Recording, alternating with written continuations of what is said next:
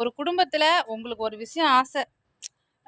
ஒரு வீடு கட்டணும், ஒரு இடம் வாங்கணும், ஒரு ஒரு குழம்பு வைக்கணும், ஒரு ட்ரெஸ் எடுக்கணும். இப்படி எதனா ஒரு ஆசை உங்களுக்கு வருதுன்னா, உங்க சொந்த காசுல நீங்க செய்யணும் அத. உங்க சொந்த காசுல நீங்க ஆசைப்படணும். உங்க சொந்த காசுல நீங்க வந்து அத எக்ஸிக்யூட் பண்ணணும். அனுபவிக்கலாம். அத விட்டுட்டு அடுத்தவங்க காசுல வந்து நம்ம சஜஷன் கூட கேட்க மாட்டாங்க. அ 2வது அடுத்தவங்க பணத்துல நம்ம ஒரு டிசிஷன் எடுக்க முடியாது. ஏன்னா அது அவங்க காசு. சும்மா வேணா ஒரு வார்த்தைக்கு இது நல்லா இருக்காது, புடிச்சிருக்காது, செய்யலாமா? சும்மா ஒரு ஒரு மரியாதைக்கு கூட இருக்காங்கல்லன்னு கேட்பாங்க. அதனால உண்மையா நம்மள்ட்ட கேட்குறாங்கன்னு நெனச்சுக்கிட்டு, நீங்க அதுல ஆழமா டெப்த்தா இறங்கி வேலை செய்யறது தவறு. மேலோட்டமா கேட்குறாங்களா, சூப்பர் ஓகே. உங்களுக்கு தெரியாதா? அப்படின்ட்டு ஒதுங்கிக்கணும். அதே மாரி ஒரு விஷயம் ஆசைப்படுறீங்கன்னா, அது நம்ம சொந்த கையில காசுல செய்யணும். ஒரு குடும்பத்துல அடுத்தவங்க காசுல, அது ரொம்ப தவறு. ஏன்னா, அதுல நமக்கு மூக்கு உடைஞ்சு போயிரும்.